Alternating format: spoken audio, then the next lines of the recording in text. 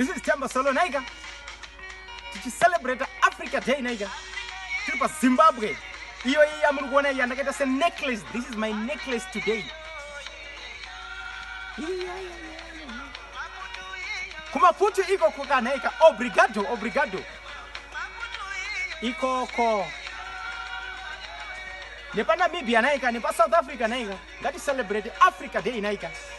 Jo mu celebrate wedu watu nita pa Zimbabwe. Takarwa African attire.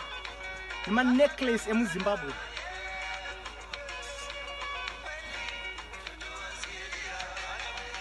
Uyu anonzi chimbetu naika akabata namba re Africa, chibatanza Africa yose. Doza tinaita mu Africa. Vanoto tidemba. Venyika zemhiri. Tichinaki kwa ni Africa.